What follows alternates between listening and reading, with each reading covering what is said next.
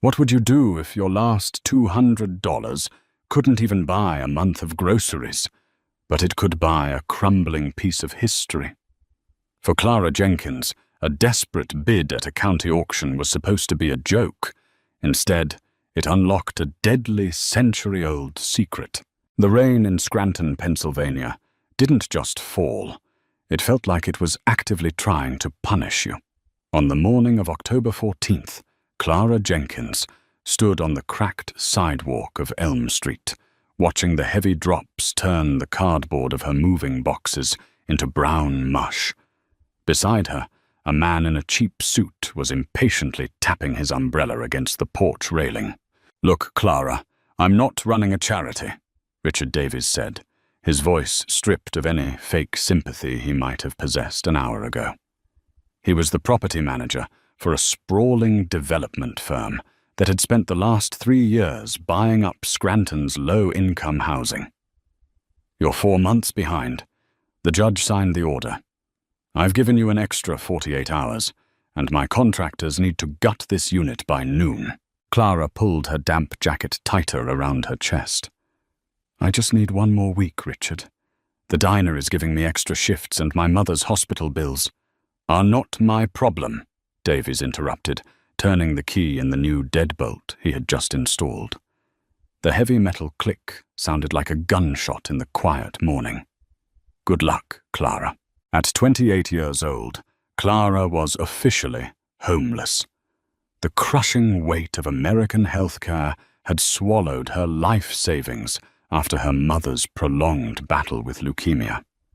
When her mother passed away in August, she didn't leave behind a life insurance policy or a secret inheritance.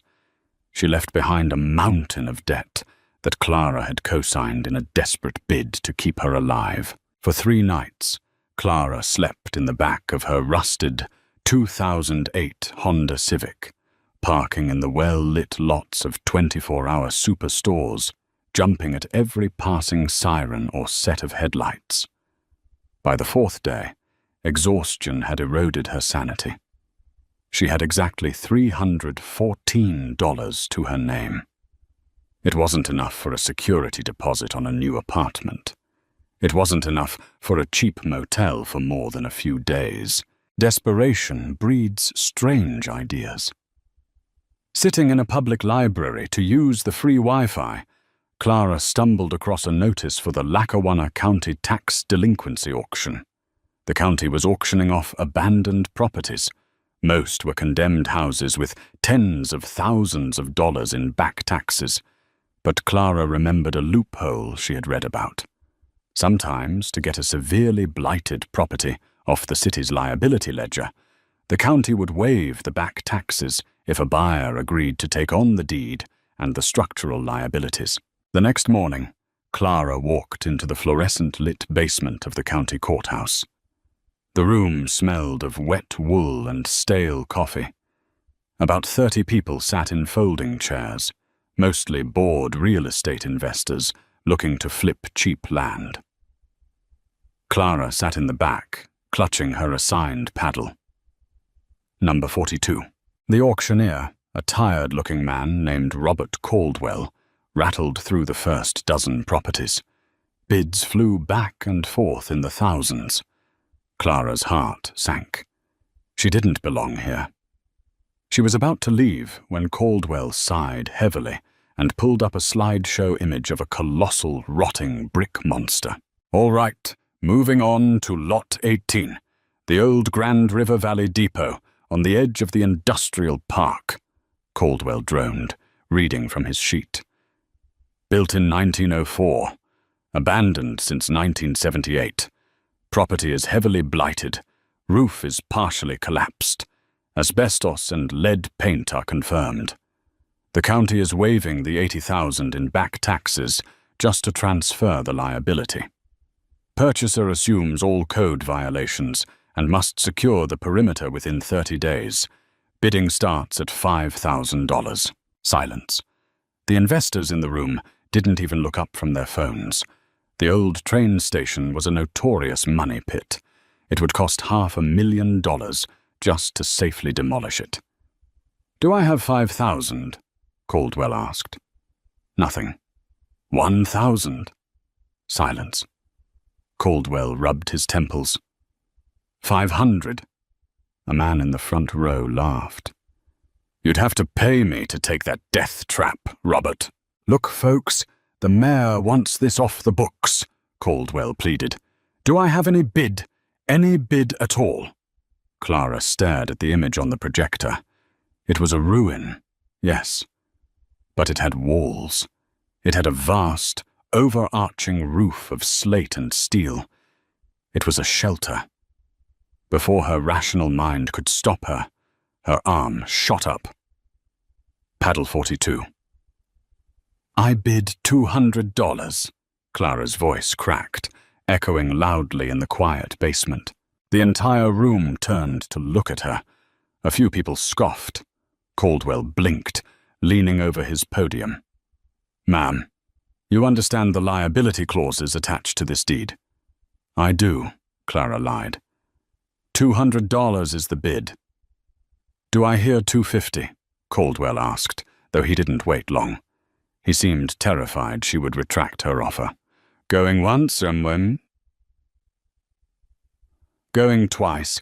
Sold to Paddle 42 for $200. The crack of the gavel sealed her fate. Clara Jenkins, with less than $50 remaining in her checking account, was now the sole owner of a 30,000-square-foot Gilded Age train station. That evening, Clara drove to the outskirts of the city. The Grand River Valley Depot loomed against the twilight like a decaying cathedral. Ivy choked the massive Romanesque archways. The grand clock tower at the center was frozen at 4:15, its glass face shattered decades ago.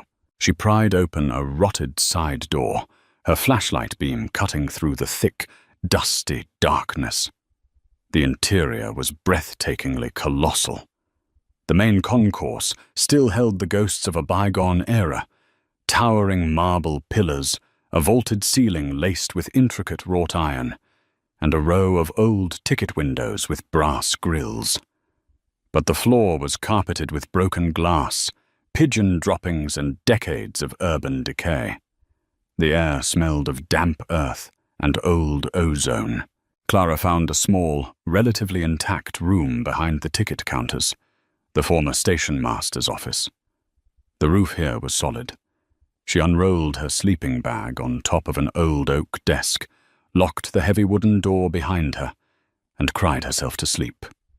It was a terrifying, freezing night, but for the first time in a week, she wasn't waiting for a landlord's knock. Survival became Clara's sole focus.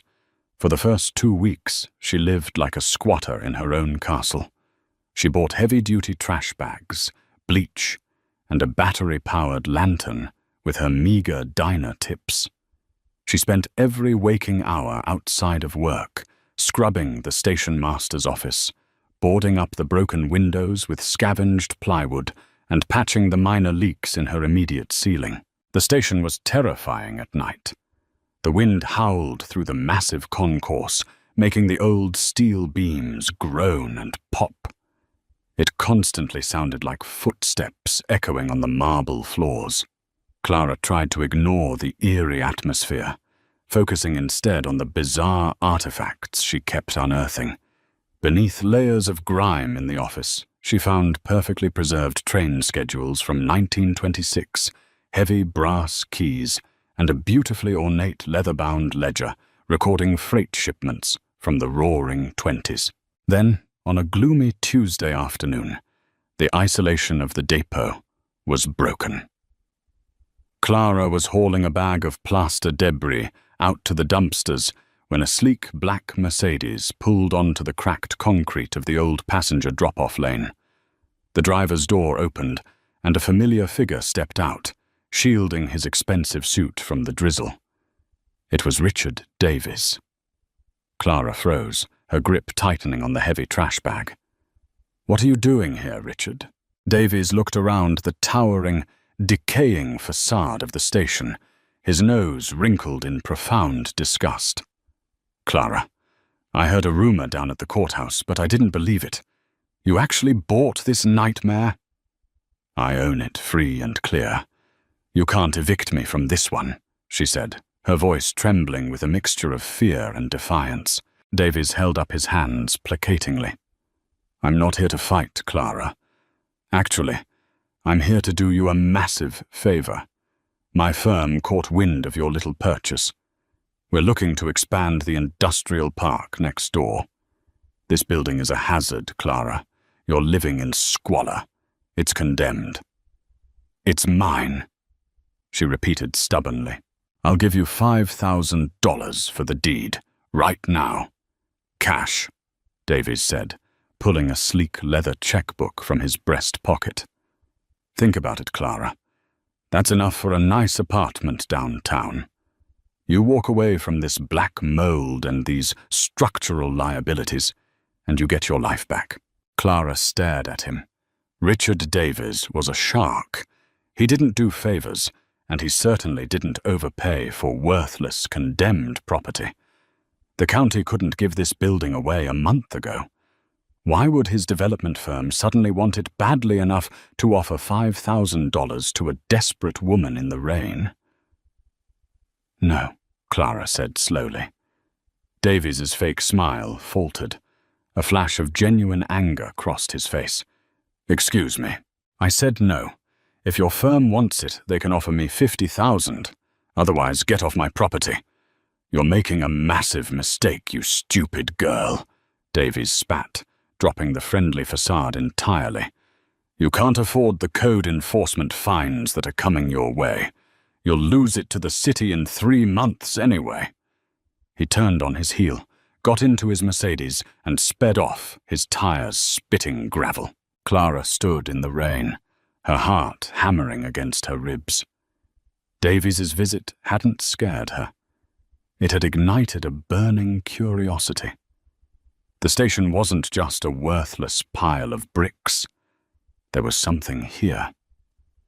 The next morning, Clara skipped her shift at the diner and walked 3 miles to the Scranton Historical Archives. She spent hours poring over microfiche records with the help of an elderly, enthusiastic archivist named Henry Dobson. The Grand River Valley Depot, Henry mused, pushing his thick glasses up his nose as he unrolled a brittle set of architectural blueprints. Fascinating place. It was built by a consortium of railroad barons, primarily funded by Elias Rutherford. Rutherford made his fortune in steel, but during Prohibition, rumor had it he used the private freight lines running through this station to move illicit liquor and untraceable payroll cash. Clara leaned over the blueprints. Did Rutherford own the station entirely? Effectively, yes, Henry said, tracing a finger along the faded blue lines. The public passenger side was a front. The real money was in the secure freight. In fact, there were always legends among the old rail workers that Rutherford built a secure holding room, a vault, somewhere in the station to house the cash before it was loaded onto the midnight trains. But when the IRS finally raided Rutherford's operations in 1931, they never found a vault. The blueprints show a standard foundation. Clara thanked Henry and rushed back to the station. Her mind was racing. If there was a hidden room, where would it be?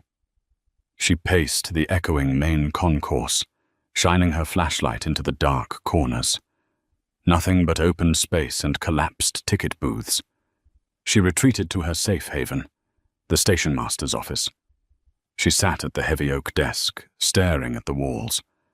The office was relatively small, heavily paneled in dark, rotting mahogany wainscoting. Suddenly, she stopped. She stood up and walked to the back wall of the office. She knocked her knuckles against the wood. Thud, thud.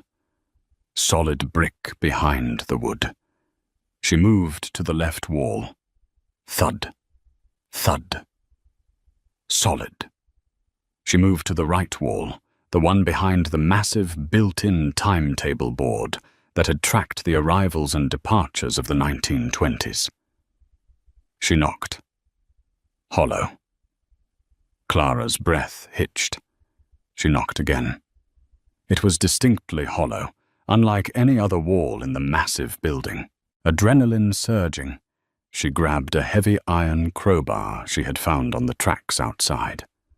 She wedged the flattened end behind the heavy oak trim of the timetable board and pulled with all her might. The century-old iron nails screamed as they were ripped from the studs. Dust poured from the ceiling, coating her hair and clothes. With a final desperate heave, a massive section of the wooden paneling snapped and tore away, revealing the dark space behind it. Clara clicked on her high-beam lantern and pointed it into the gap. It wasn't just an empty wall cavity. It was a narrow, descending stone staircase, completely absent from the blueprints Henry Dobson had shown her. The air wafting up from the darkness was freezing cold and smelled intensely of dry earth and old copper. Swallowing her fear, Clara squeezed through the broken paneling and began to descend. The stairs wound tightly downward, taking her far below the main foundation of the station. At the bottom of the steps, her flashlight beam hit a solid wall of steel. Clara gasped. Embedded in the subterranean stone was a colossal, circular Mosler vault door, identical to the ones used in federal banks in the early 1900s. It was heavily rusted, but the massive brass combination dials were still intact. But that wasn't what made Clara's blood run cold. As she stepped closer, shining her light over the thick steel face of the vault, she saw them. Deep, frantic gouges were carved into the heavy metal near the floor. Hundreds of them. They weren't made by tools. They looked exactly like desperate, bloody scratches made by human fingernails, clawing at the steel. And they weren't on the outside trying to get in. The scratches were gouged into the steel from someone who had been trapped inside. The ledger and the skeleton in the dark. The horrific realization of those desperate claw marks kept Clara paralyzed at the bottom of the stairs for what felt like hours. Someone had died in there. Not peacefully. They had fought, screamed, and clawed at impenetrable steel until their fingers bled, buried alive beneath the bustling feet of 1920s commuters. Clara scrambled backward, her breathing ragged, and practically crawled up the narrow stone steps back into the station master's office. She slammed the heavy oak paneling shut, leaning against it as if the ghost of the trapped man might burst through. Her mind raced. She needed to go to the police. She needed to tell someone. But what would happen? The city would immediately seize the building as a crime scene. Richard Davies and his army of corporate lawyers would use the distraction to petition the city council, arguing Clara was unfit to manage a property containing human remains and historical hazards. They would steal the depot right out from under her. No, Clara thought, her jaw tightening. This is mine. She turned her attention to the massive leather-bound ledger she had found days earlier. If the vault was real, Elias Rutherford wouldn't have trusted the combination to memory alone, nor would he have left it lying around, obviously. Clara flipped through the brittle, yellowed pages. It was filled with mundane entries. September 14th, 1926, 40 crates of Pennsylvania anthracite. October 2nd, 12 pallets of industrial timber. But as she reached the back of the book, the handwriting changed. It became hurried, frantic. The entries stopped listing materials and began listing just dates and odd, repeating sequences of numbers. November 18th, 1931. 42, 17, 89, 04. December 2nd, 1931. 42, 17, 89, 04. 1931. The exact year the IRS raided Elias Rutherford's operations. Clara stared at the 4-number sequence. 4 numbers. The Mosler vault door downstairs had a massive 4-stage combination dial. Armed with her lantern, a canister of WD-40 she had bought for the door hinges, and a heavy iron wrench, Clara descended into the freezing dark once more. She stood before the colossal steel door, carefully ignoring the grim scratch marks near the floor. She sprayed the heavy brass dial with oil, letting it soak into the century-old mechanisms. Grasping the dial, she put her entire body weight into it. With a harsh metallic shriek, it moved. Right to 42, left past 0 to 17, right to 89, left to 04. Clara grabbed the massive steel lever handle. She pulled. Nothing. Tears of frustration pricked her eyes. She grabbed the iron wrench, wedged it into the handle for leverage, planted her boots against the stone wall, and hauled backward with a guttural scream. Inside the door, 3 massive steel tumblers dropped with a sound like a localized earthquake. Clack, clack, clack. The vacuum seal broke with a sharp hiss of stale, dead air rushing out. Clara pulled the door open. It swung outward on its massive hinges, silently and smoothly, a testament to 1920s engineering. Clara raised her lantern. The beam cut through dust that hadn't been disturbed since the Great Depression. The vault was roughly the size of a large bedroom, lined floor to ceiling with safe deposit boxes and steel shelving. But Clara's eyes were immediately drawn to the floor. Lying in a crumpled heap near the door was a skeleton, still draped in the rotting remnants of a tailored pinstripe suit. Next to the bony, outstretched fingers lay a rusted Colt M1911 pistol and a decayed leather briefcase. Clara clamped a hand over her mouth to stifle a scream. She forced herself to step over the remains. The steel shelves were not empty. Stacked neatly upon them were rows of heavy canvas sacks, their fabric brittle and weeping grey dust. Clara nudged one with her wrench. The canvas tore open, and dull, heavy yellow bars spilled onto the concrete floor. Gold. Unmarked, untraceable bullion. Beside the gold were stacks of banded paper. Clara picked up a bundle. The paper was crisp, preserved perfectly in the dry, airtight vault. They were Series 1928 $1,000 gold certificates. There were hundreds of bundles. In today's collector's market, a single pristine 1928 $1,000 bill could fetch up to 10 times its face value. Clara Jenkins, the woman who had lived in her car 4 weeks ago, was standing in a room containing tens of millions of dollars, but a sudden heavy crash from the floor above shattered the silence. Clara instantly killed her lantern, plunging the vault into absolute darkness. Her heart hammered against her ribs like a trapped bird. "Clara, I know you're in here." The voice echoed down the stone staircase. It was Richard Davies. "Did you really think you could keep me out with a cheap padlock and some plywood?" Davies yelled, his heavy footsteps crunching on the glass of the main concourse above. "My grandfather worked for Elias Rutherford, Clara. He was Rutherford's accountant. He wrote the ledgers. I found his diaries when he died. I know what's under this station." The pieces violently clicked into place. The accountant, the frantic handwriting in the back of the ledger. Davies's grandfather hadn't just known about the vault. He was the one who had locked Rutherford's right-hand man inside to steal the fortune for himself, only to be terrified into fleeing when the IRS raided the station the very next day. The secret had died with him, buried in a diary, until Richard Davies realized the county was auctioning the property. "I'm coming down, Clara. You don't want to make this hard." A flashlight beam pierced the darkness at the top of the hidden stairs. Davies was descending, and he wasn't alone.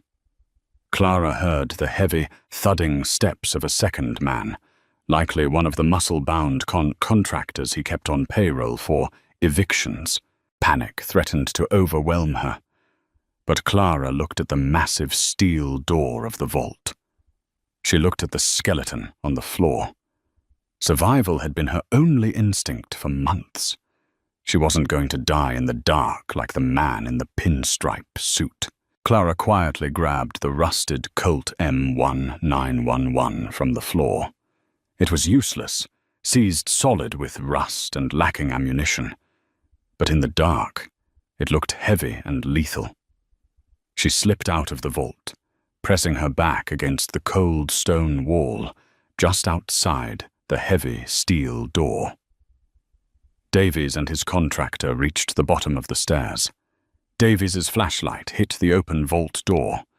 He gasped, a sound of pure, unadulterated greed. "Look at it, Marcus," Davies breathed, pushing past the contractor. "It's all here. The gold, the certificates." The old man wasn't crazy. Davies stepped into the vault, completely ignoring the skeleton at his feet, entranced by the gold spilling from the canvas sacks. The contractor stepped in right behind him, mesmerized. It was the mistake of a lifetime. Clara moved with explosive speed. She stepped out from the shadows, grabbed the massive iron lever on the outside of the Mosler vault door, and shoved the heavy steel inward with every ounce of strength she possessed. The perfectly balanced door swung shut with terrifying momentum. Davies spun around, his flashlight beam catching Clara's face just as the door closed. "Wait! No!" Clang. The sound was deafening. Clara immediately spun the heavy brass combination dial, randomizing the numbers, locking the massive tumblers securely into the steel frame. Muffled shouting and the frantic banging of fists echoed from within the thick steel. Clara leaned against the door, gasping for air. They had enough air in the massive vault to last for a day or two, but they were not getting out. Clara didn't waste a second. She grabbed the canvas sack she had dragged out with her, stuffed with several bars of gold bullion and a dozen bundles of the $1,000 gold certificates.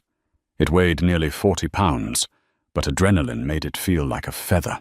She ran up the hidden stairs, through the station master's office, and out into the rainy Scranton night. She bypassed her rusted Honda Civic, instead running straight toward the main road until she reached a 24-hour gas station. From the payphone, she dialed 911. "Yes, I need police at the Grand River Valley Depot," Clara said, her voice remarkably steady. "There are 2 armed men who broke into my property. They are trapped in the basement." By sunrise, the depot was swarming with police cars, federal agents, and local news vans.